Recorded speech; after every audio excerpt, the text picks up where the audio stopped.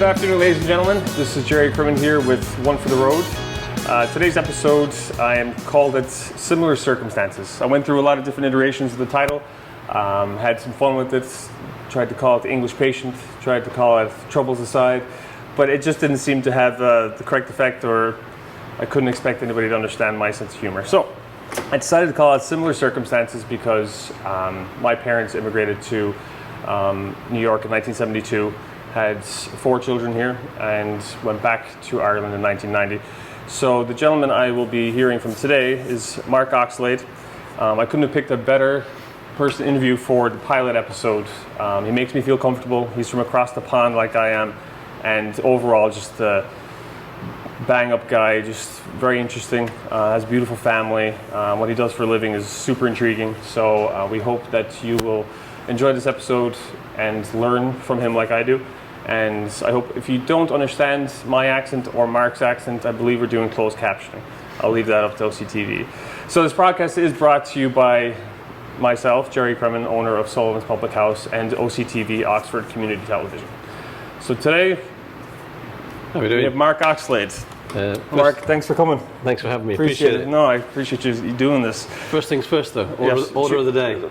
Cheers. Sláinte. Sláinte. There we go. Good health.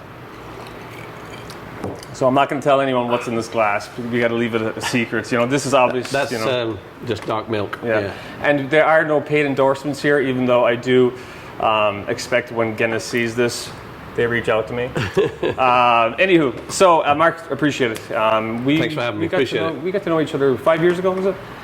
When you first opened, didn't you? Shortly after. 5 years. Yeah. July 26th. Came through your doors. We're seeing posters up now. Yeah. Met your family. It's crazy. Yeah. It's 5 years. Time flies when you're having fun. Oh gosh, yes. You know, some days it feels like 5, some days it feels like dog years, 35 years. But so I was honored when you said you do this with me. I thought it was like, you know, I couldn't pick this as a better person. You know. So what did you think when I first asked you? Said, Mark, hey, would you want to come on a podcast? Were you like, this guy's bonkers, or kind of slightly shocked first, slightly honoured, to be honest with you. My first podcast, of course, so I kind of talk to people for a living, so it's not too bad from that point of view, but I wasn't expecting it. No, but really pleased to be here. Awesome. And so for me, it's kind of just a chat with you and me again, and that's not really there. Yeah, exactly. That's the thing. You just got to pretend like nothing's there. So, I mean, I know people they have their minds when they're going to watch this episode. They're going to be, first of all, 2 things are going to go through their heads. Oh my God, this is super professional. How did they pull this off? Possibly not. We'll see. And 2, who gave that gobshite his own show? Yeah. You know, I really think that's where they're going to go with it. Anyway, so you said that you've done public speaking before. So you've my job is seminars. working with customers and things like that. So often I've spent time presenting information about the technology and jobs that I do in the public domain. So I've had some interesting, I mean, could be just one-to-ones with people, or sometimes I go to a meeting, there'd be up to 30 in a business room, and we just talk about it, and you're in the crossfire of whatever they want to give you. But I've had to do some special stuff as well, where there's been like 300 in the audience. They're very awesome. Real Tony Robbins walk across hot coals kind of stuff. When the rest, when the rest of the guest speakers are all doctors and sirs, and there's Mr. Oxlade, it was a very humbling experience. Yeah. Doctor, Mr. Oxlade. Same here, trust me. Yeah, that's when it first felt, oh, interesting. Okay, but yeah. Now, so you've done the public speaking before, so is there anything you do to kind of calm yourself down, other than Guinness, of course? Is there any, like, you know, when I hear actors, when they're getting ready for a role, they say things like red leather, yellow leather to really get their enunciation down. Is there anything you do to kind of relax? Somebody said to me, nervousness you can convert to enthusiasm, the audience can't tell the difference. I've trusted that for a long time. Secondly, they always put their trousers on, the majority of them, the same way as I do. So once you get past the first up and going, and it's usually all right. And often the audience can be enthusiastic. Fortunately, I've not had too many audiences I can recall that started throwing things like that, or they fell asleep too much, you know.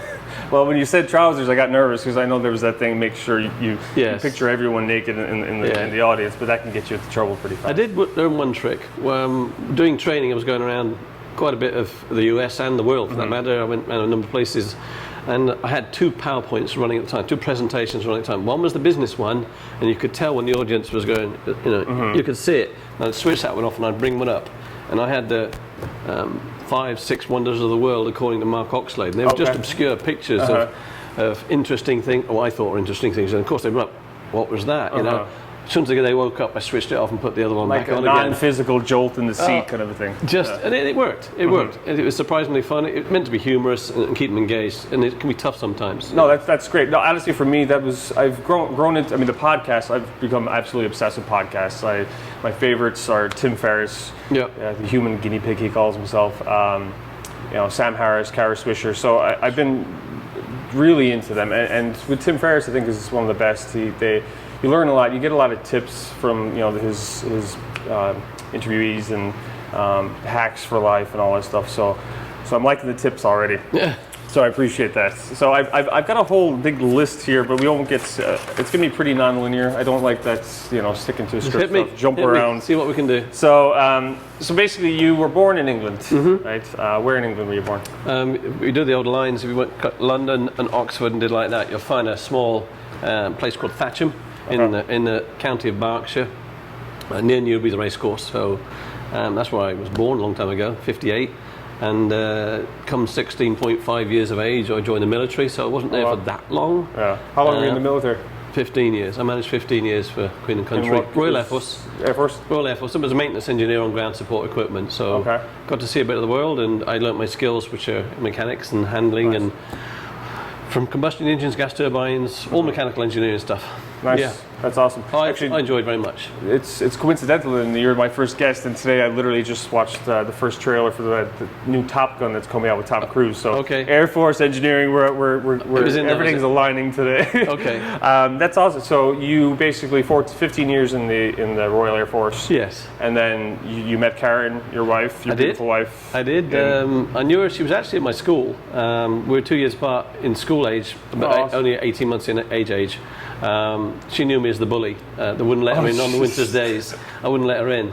So that's how she knew me, but I never really knew her. But then she worked at a coffee shop with a couple of my buddies, had girlfriends there, so we ended up getting to know each other. I said, ooh, she's rather nice. Isn't that the way it goes? I met my wife. I hired her as I was the general manager of a nightclub on the Lower East Side of Manhattan, and she walked in to interview for our mixology position, and then fast forward, how many years now? We got 15 years. We're together. I'm gonna get butchered for that now because it's wrong.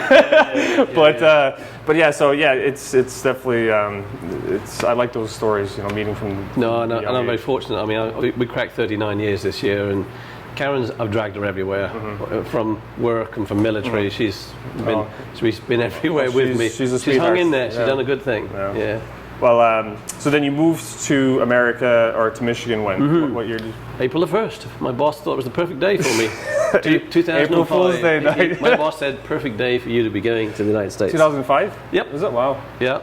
15. Yep. Plus now. So what was the, I won't say biggest hurdle, but what was the hardest thing, I guess, to acclimate to in the culture in America or in Michigan? I mean, it can be different from state to state. For me, I kind of done what I did in the UK, and I was doing it in my sleep. I wanted change, but I didn't want to waste what I was doing within that group. It's a big group, huge group. So I came over here to do similar things, and the shock was the bureaucracy.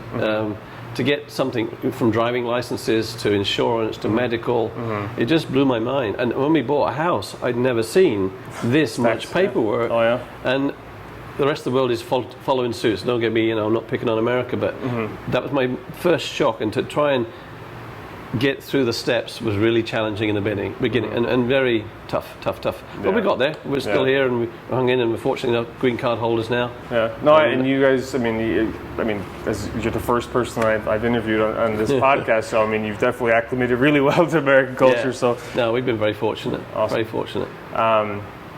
So it's so you're hired by a company called ABB. AWL? Currently now. Okay. I had previously 30 years experience with a company called ABB. Okay. And they had a shuffling and changing. I got let go. It was a novelty for me. I've never been let go before, and a lot of people in this country and in Europe for that matter have. So I didn't know if I was rich enough or old enough to retire. I learned within a week I wasn't. Unfortunately, in that time, a number of companies approached me to say, Mark, what are you doing? And I got to choose a company that was one of my favorites. So I'm really now with a company called AWL, and I basically help them put robotic solutions and systems into what we call general industry. So everything other than the car. Well, and you actually, I mean, I'm kind of a self-proclaimed tech nerd myself, so I think that's one of the reasons we hit it off is because of what you do for a living. It really interests me. So I think I saw a video you posted on your social media of 2 robots samurai sword fighting. Was that you that posted? Yeah. So it always intrigued me what you do for a living. So robotics engineering, the marketing, what's a standard project you're currently working on? Typically, right now I'm working with a bicycle company. I've done a lot of work in the UK, Raleigh Bicycles. We put lots of system solutions, robotics to weld the frames together. I'm currently working on a project like that right now in the Carolinas. Other jobs, I'm doing some spot welding for parts of cars. What else? I've been lawnmower companies, large American lawnmower manufacturers have a lot of solutions in robotic welding and cutting and lasers. I'm currently working on some projects there to automate a line. Off-road vehicles, your big names that you would know. I don't know if we're naming names here, but anyway, big off-road companies, they all have frames. So I've got a kind of a bent for metal tubes and frames and welding. Okay. Now, do you do, I don't know if the term is the hydro welding, do you do like underwater welding for smoother lines? What ends up on the end of the robot is typically things either MIG, GMAW, TIG, plasma, laser. They're the more mainstream styles of welding, but it's evolving. You're talking about intrigue and excitement. There's additive manufacturing now, so basically with welding we could literally make this from nothing, from a drawing, and make that in one go. And they call it additive manufacturing. The bit makes me laugh is we were doing that 25 years ago, but didn't have a fancy name. And on a Friday afternoon you hear and then half an hour later, there was this stainless steel goblet, which was very much revered. So it's actually like 3D printing, but it is 3D printing in metal, exactly that. And then that can be done with lasers, it can be done with powder, it can be a whole bunch of mediums that produce. That's incredible. It just blows my mind where it's going to go. And it's funny with you said you're big into technology and stuff like that. So when I hear robotics and in this day and age with AI, artificial intelligence, stuff like that, I don't know. Are you a futurist in some things you think about? Do you think about what you're doing and the applications AI will have towards it, and I guess the robots that you build growing self-aware, and then all of a sudden you have Terminator all over again? Is there? Do you think like that at all, or do you? No, I'm in the middle of some of that stuff. Both the company I left and the company I'm with both have that technology in their belt, and it's today's knowledge going forward. And even today, I can put a headset on. I can be in the middle of the cell, as part of the cell, either visualizing it, being a part of it with others, or programming it. And that's today's technology, and that information it's mind-blowing. Now, do you use like Microsoft HoloLens or like what? All the classic mainstream main brand headgears you can get, and Microsoft of course. I'm in the middle of it. Augmented and virtual are the two things. Virtual is like call it the cartoon version, but augmented is the one that's really exciting. So if there was a robot sat there and it needed servicing, by looking at it you could see how many hours it's run, for instance, and then you see you could see the error signals and stuff like that, and from that it would say, okay, this motor's overheating or whatever, and then you better reach out and touch something, and it automatically bring down the manual, and then behind that it bring the spare parts calendar and or the video how to fix it. It's mind-blowing where it's going. It's just so fascinating. It is. I have one regret, that I'm kind of I shouldn't joke about this, but probably the final chapter of my working years, and all this new exciting stuff's just coming along now. Why didn't they invent it a few years ago? So I'm going to be a part of it for a long time. But anyway. Well, this is what we're doing now. Hopefully you pass along and you'll inspire the youth that are coming up that want to get into robotics engineering and stuff like that. And I'm very much down that road, though, I think will we hit that? 20 years from now, 10 years from now, even. Will they be dealing with quantum computing and stuff that's far beyond our imaginations right now, So, but it's super interesting stuff what you're doing. So I definitely wanted to jump into that a little bit. Social media. I've enjoyed it for all that period too, and I still enjoy it today. Everything I spend a lot of time out with customers, and there's nothing more rewarding to be out in their plant and they've got a problem, and you get a chance to solve it with what you've seen or done before, and that's the epitome of enjoyment for me.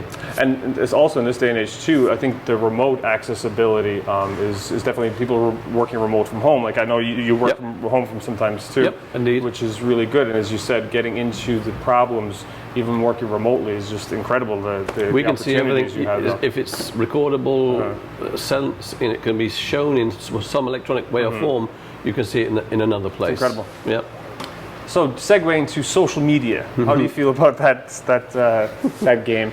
I guess, We'll keep it light. Let's put it this way. I guess I'm a Facebook addict. Are you? Yeah. They always call addicts. I don't know if there's a halfway between the two. I enjoy Facebook, but I use it a lot more for sharing with the family. I get up to stuff. My father passed a very long time ago, and my mum's still with us, and she's in her latter years too. But I get the chance to, whatever chance, I'm the roving reporter that I always check in with mum, send some pictures and information, which my sister Julie shares.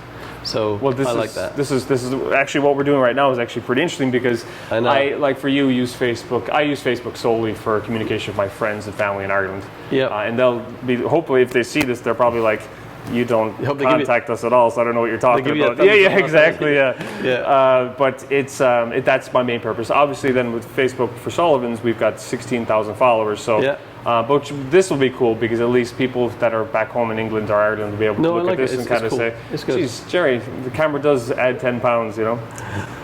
Anyway, but so do you accept all connection requests? Do you decline anyone? Or? Vast majority. You know. I always, because that's like the taboo topic. Everybody's like, oh, like you kind of have to accept everyone. No, rarely. Well, there were people who were contacting me from the places I used to work, and they're like, they don't even talk to me. Yeah. Why would you want to be on my Facebook page? Like, okay. Yeah, it seems to be different things for different people. And it's difficult too because it's essentially a spider web. You know, if this connection is your connection, and then you like something, then their connection sees your like, and then it can literally like just extend out. LinkedIn, I've always been a part of it, but never an avid user. But basically this year, I've become a heavy user of LinkedIn, and the power of that's pretty amazing. Yeah, no, LinkedIn is outstanding. Jeff Weiner, the CEO, if you're watching this, good job. LinkedIn is fantastic. The amount of connections and peers and I call certain people connections. I call certain people peer connections. You know, there's connections. There's people in your industry that you really gain a lot of knowledge and information, and you're better for knowing them. You know, but LinkedIn is outstanding. They do a lot of sharing of good stuff, and so I'll check out the news posts to see what's been done, and even that can trigger. Obviously, I'm in the business of promoting robotics and automation technology. And it shares knowledge and shows knowledge in a good way. And it's just some truly amazing stuff. The fun part about automation and robotics is that the limit is the imagination of the individual. And you've got to trust me, some people out there have some amazing visualization of what they think they can do with it. And we as the provider of equipment would have no idea even to think about doing that in the first place. You know, with standing jokes like milking cows. You think they laugh at you. No, there's lines of robots milking cows. Yeah, it exists. You know, stuff like that. It's almost some Christopher Nolan style movie stuff, you know, creating this from your mind. It's incredible. So I have a couple more questions here for you. So is there an industry icon you look up to in robotics? Is there someone that stands out to you, or are you on this bandwagon of the genius of Elon Musk at all and what he's doing? Or is there anybody that stands out to you that the youth or anyone that's watching this may say, Mark said this, let me check him out or her out? There is somebody, and I'm killing myself because I can't remember his full name, and I have his shirt to it. John, oh damn, it's going to make me look embarrassing now. No, what we could do is after this shoot, and I can add it to the comments. Okay. So it'll maybe come to the conversation, but basically friction stir welding, which is the ability to put what looks like a router bit, and you plunge it into metal, and you put two pieces of metal together, and you drive them around. It basically mixes the metal, and it's a phenomenal process. But this guy was. And what's the process called again? Friction stir welding. Friction stir welding. Okay. And John, he's passed away now, but he was one of my mentors and took me under his wing. From here, I actually installed one of his systems in Britain many years ago, and remotely we kind of had this bond. And he's also one of these guys. He too was like 80-something plus, but he was still in the driving seat. And when I met him for the first time at the FabTech welding show, he knew me immediately.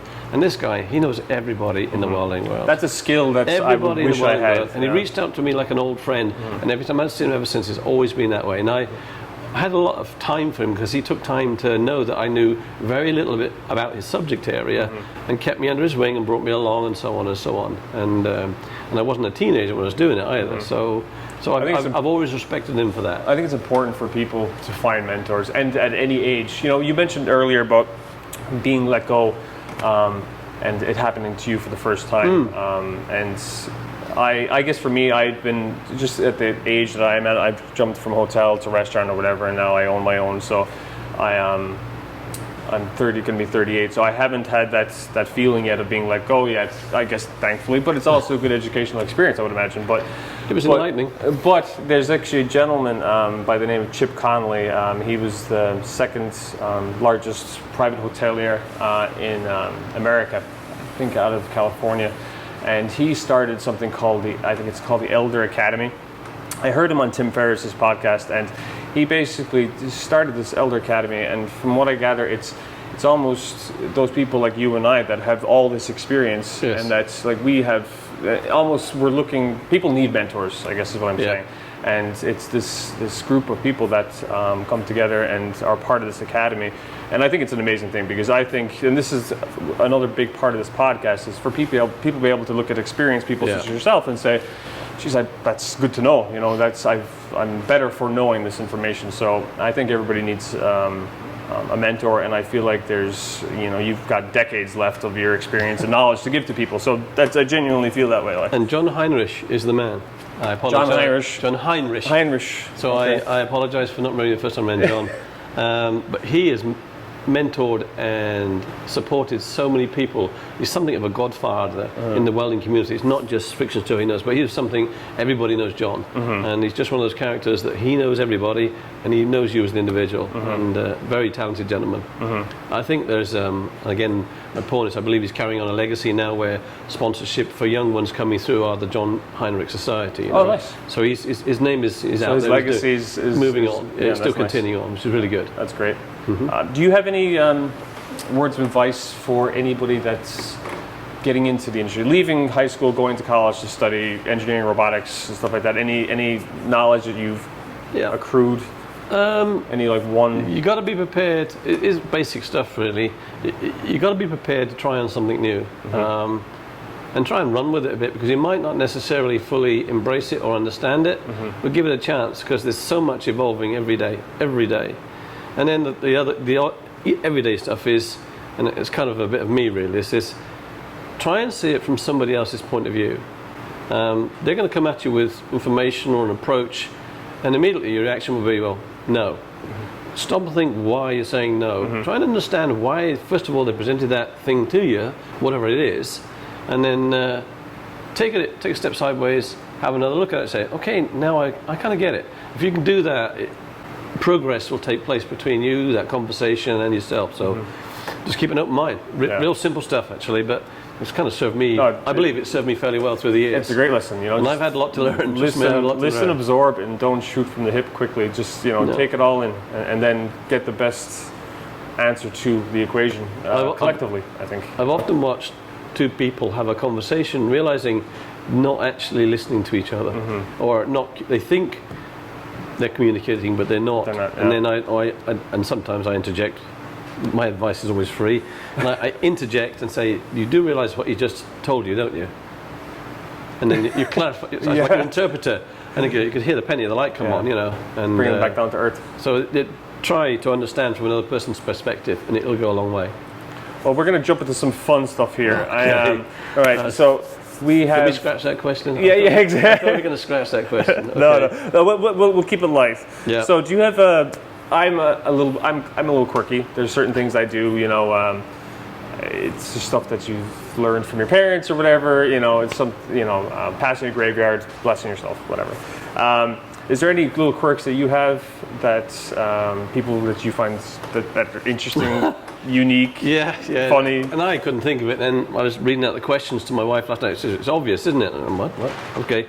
She says, when you get undressed at night, the last thing that comes off is your socks. And I didn't think that was important, but most days she laughed her head off to me wandering around the house with just my socks on. So I'm sorry for that, for the picture, the mental picture of everybody else, but that's one of my quirky things. I do apologise. It's almost like the Tom Cruise risky business sliding across the kitchen floor. Is that you? I don't know. This is going out in black and white because I change colour real easy, and I'm starting already. So I hope it's going out in black and white. Yes, 100%. Yeah. So we're going to do a bit of a quick fire question here. We got a few minutes, 4 minutes left. Favorite food? Curries. Curries. All forms of curries. I knew there was another reason. You are putting it on your menu soon. 100%. You're so on on camera this now. public house. Yeah, exactly. Okay. There is going to be curries for sure. Favorite alcoholic drink? Oh, I guess we're black stuff? Easy stuff. Yeah, it's easy. Best holiday destination? Whew. Not in Ireland. Or England. Apologies. Can't you think of it? Okay. Europe. That's some super stuff out here. South coast of the US is phenomenal. Whereas I like a bit of Croatia, Yugoslavia. Dubrovnik. And that's where we're headed this year. We haven't been there for 39 years. Oh wow. We honeymooned there, so we're going to go back. And nice. People say it's still as exciting as it was, and we had a super time there. So that's probably one. Mentally, I'm putting it into the bucket. Okay. Favorite saying? Is there a saying? Irish and English people are good for their sayings. Is there any sayings you have that bollocks? That's Classic one. Yeah. I keep dropping too many of those, so that's what usually comes out. Yeah. Too many bollockses. There's plenty of bollockses out there. Is there? What's your favorite sport? So I'm one of the strange people as an English person. I don't care for ball sports, but I have a favorite T-shirt that I wear that says, "For my sport, you need 2 balls." And Nice. It's usually jumping out of airplanes. That's my favorite thing. I love to jump out of perfectly good airplanes.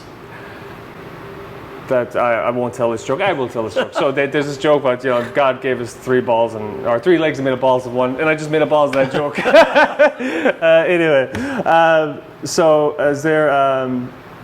If you had the opportunity, right, to actually put a sentence on the moon for everyone in the world to see, just a simple little slogan, sentence, whatever. That's something that you think would be important for the whole population of the world to see. Pick one sport, be easier. One sentence. Yeah. Just listen. Just listen. Listen. Okay. Just listen. It's a good one. Yeah. Any advice for me? Get a new hairdresser. Possibly. No, carry on what you're doing, because the reason I came here in the first place, obviously the classic cliche of let's go find an Irish bar, and then it was local, but then damn it, there's full of Irish people in here, and your sister, and to walk from behind the bar and get a hug, I'm like, whoa, what's going on? What's going on? So the whole friendliness in the beginning, hospitality, and it's not changed in the years. That's why, even though we've moved, a bit further away, we still love coming here. I really appreciate it. And that was for me, and I try to tell people that all the time. It's like we're the #1 rated Irish restaurant and bar in Michigan. That's phenomenal. Thank you. It's not about the bells and whistles. It's not about the knickknacks and the chandeliers. It is about the hospitality. It's about the people. And that's one thing that one of the reasons why I love what I do and I love this place is that the colleagues are just genuine. They love the guests that come in here, and I'm blessed. Your staff, they have the right approach to the customers. I love that bit too.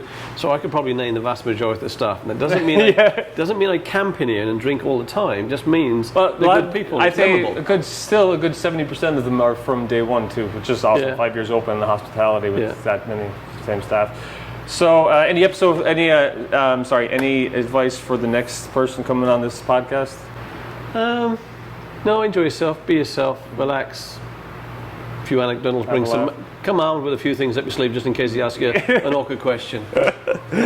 And say bollocks at least once or twice. Okay. All right, Mark, I appreciate you. Thanks for coming on. Thanks One for for the road, and we'll connect soon and have a few beers. Cheers. Cheers. It's a lot. Cheers.